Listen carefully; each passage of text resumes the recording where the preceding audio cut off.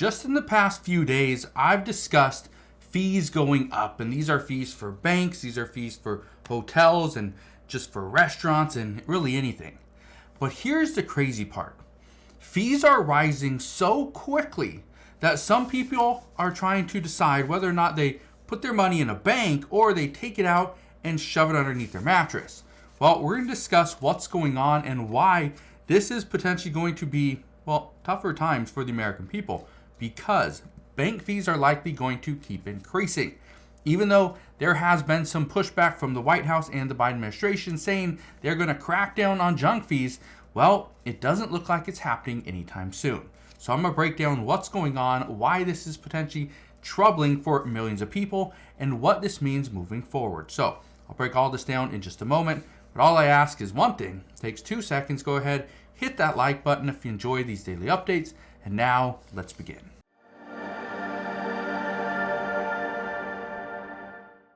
So first, I want to touch on this article from bankrate.com. Look at this. It says a survey. ATM fees reach 26-year high while overdraft fees inch back up. Okay, weren't we just supposed to be seeing a decrease in these overdraft fees? Isn't that exactly what the White House was fighting for? The answer is yes. But I want to show you something, okay? In just a second, I'm going to show you some key insights from Bankrate's from a ATM fee study that was just done. But before I do that, I want to read you a couple comments, okay? Let me read you this first comment. And first off, for all you guys that leave comments, I greatly appreciate this. Number one, it helps us get a better idea of what's going on around the country or in other countries. And number two, I just appreciate you guys spending that time and writing so other people can be educated as well. So let's get right down to one of the comments. This person wrote, and I quote, "I hope this finds you well. I just want to ask if anybody has experienced the same situation as me. I'm not the best with numbers and I have a hard time saving money. So I went to my bank and asked to speak with somebody that could potentially help. They agreed, and within minutes I was sitting in front of a gentleman who helped me create a budget so I stopped getting overdraft fees." That's pretty good. "I walked out feeling really good. But then I got a letter in the mail saying that I was charged $39 for financial services. Is there anything I can do about this? I don't feel that I can trust my bank anymore." Here's the tough part. When you go into a bank and you ask to speak to somebody, in most cases, I wouldn't assume they would charge you a financial service fee, but that's the way banks are headed at this time. Banks are having a very difficult time because they're not making money. They're not making money because people aren't going in and requesting loans because interest rates are still so high. So until interest rates start to come down and banks can start lending money to customers once again and businesses, well, they're going to try to do whatever they can to bring in some extra money. Just to give an example, JP Morgan Chase is contemplating whether or not they get rid of free checking. And if they get rid of free checking, they have like 86 million customers that have 86 million checking accounts. Guess what? If they charge $10, you're looking at what, $860 million a month that they would be getting? Yeah, that's a massive amount of money. But this is the thing. They are likely going to start charging fees, and this is a free checking account is probably going to go away, right? We're going to see all these additional fees. Let me read this one to you. This person says, and I quote, "This is ridiculous. I had to pay $7.50 to use an ATM machine because the business that I was buying from did not accept a debit card. They said that they only accept cash and that it helps them keep their prices low. I thought everybody uses cards these days." Now, here's the interesting thing. I recently went to a business, actually just yesterday, went to a business and they said it was going to be like $20, $25. I handed them a debit card because all I had were hundreds in my wallet. And they said, "Sorry, we only accept cash." I said, "Okay, well, I have 100. I said, "Do you have change for 100? They said, "Yep, we do, but I'd hate to break it." And so I ended up finding a $20 or $25 in my car, and we went from there. But here's the thing. More and more businesses either are going to accept cash only or debit card only. It's not either or. That's the crazy part. I always thought you can pay with cash, you can pay with a debit card, credit card, yes. Some don't accept American Express, and I still have some frustrations about that, but I understand. But I want to show you these key insights here. This is what I think is extremely important. This right here is just showing that bank fees are going back up. Look at this. This right here says key insights from Bankrate's 2024 checking account and ATM fee study. First thing says, ATM fees are at an all-time high. The average total cost for using an out-of-network ATM is now $4.77. This includes the average surcharge of $3.19 levied by ATM operating banks, plus the average charge of $1.58 from one's own bank for using an out-of-network ATM. Yeah.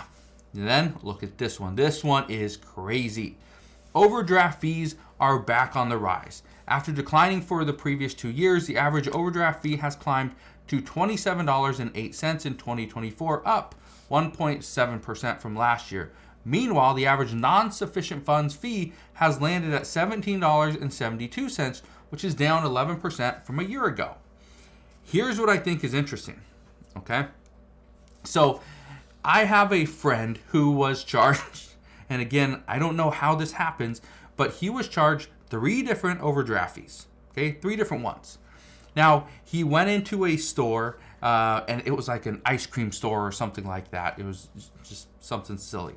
Anyway, he went into this store, or a candy shop, and he went into the store and he bought a big bag of candy. His kids wanted some candy, so he bought it. The candy shop was in the back.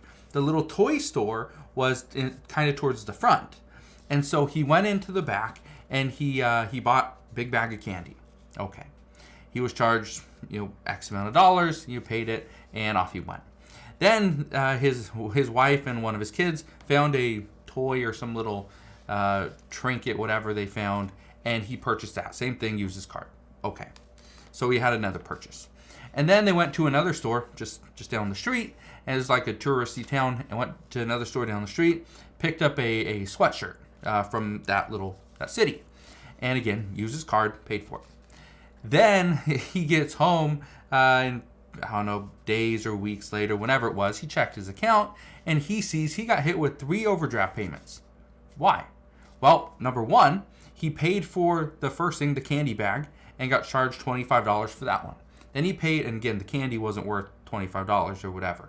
And so then he went and bought the next thing. He bought the little toy, trinket, whatever, and paid an additional overdraft fee there. Then he went again to the next store, and he bought a sweatshirt to commemorate his time at the city or whatever, and got another overdraft fee. So instead of the bank just saying, declining his payment, or doing something so that he knows, hey, you don't have the money in your account, you're going to hit with an overdraft fee, or letting him know somehow, they just charged him 3 different times. He had to pay $75 for 3 different overdraft fees. Yeah, $75. That's how they get you. Let's keep reading this. It says for interest checking accounts, the average minimum balance to avoid a service fee is up sharply. This is huge, okay? It says the average monthly fee for interest checking accounts is now $15.45, with the average minimum balance to avoid a monthly fee being $10,210, up 18% from last year. This right here is just insane. How many people do you know, okay, just off the top of your head, do you think have $10,210 in their checking account just to avoid this $15 fee? The average American doesn't have $400 in savings. You think they have $10,000 in a checking account? Most likely not. This is why it's concerning. Let's keep reading this. It says free checking accounts are highly accessible. Nearly half of non-interest checking accounts, 47%, charge no service fee, while another 46% waive the fee for those who set up regular direct deposit. Okay, so as long as you have direct deposit, you can waive the fee. But here's the thing. What if you change your job, or what if the economy hits you and you lose your job? You may not have direct deposit anymore. But guess what? And I didn't know this. I only found this out years ago when they started to do this. I had a job, and this was when I was 16, 17 years old, had a job, I had direct deposit, would deposit my money directly into my account. Okay, it worked. But then I decided I was going to leave that job. I didn't get fired, I left. And when I left, again, I wasn't getting direct deposit. The very first month that I didn't get a direct deposit, I was charged. And it was like $7.90 or 95 cents, something like that, for my account. Yeah. So the very first month I was charged. Now, this is what I think is interesting though. Okay. Right now we're getting hit with all these additional fees. Most people have no clue they're coming. Like the person said right here, $39 for a financial service fee. Okay. Another person paid $7.50 to use an ATM machine. I've talked to you guys about this before where I go and I'll transfer money from one bank to another, usually use a cashier's check, and they charge me $4 every single time. If I want a paper printed out, whether it's checks, where it could be one paper, 4 checks on that piece of paper, it cost me $1. Okay, and if I want just a printed out, whatever of a transaction I did, for every single page I get printed out, it's $1. They're not printing this out on gold leaf. Okay, with gold leaf, it's coming out on just paper, right? Toner. That's what you're getting. They're charging me $1 for it. Yeah. So again, it doesn't matter what bank you're at. You could be at a large bank, could be JP Morgan, could be Wells Fargo, could be Bank of America. Doesn't matter. Or it could be a local regional bank, credit union. Chances are they're going to start charging you for different services that they offer because they need the money. All right. So the one thing I do want to ask you, and let me know down in the comment section below, is are you seeing any just crazy fees that you have paid recently? If you have, what are they? And if you don't mind sharing, what bank is it through? You don't have to share the bank, but I do appreciate all the stories and all the insights that you guys do provide. So I will leave you with that. Again, thank you guys for watching. Consider subscribing, and I'll see you guys on the next one.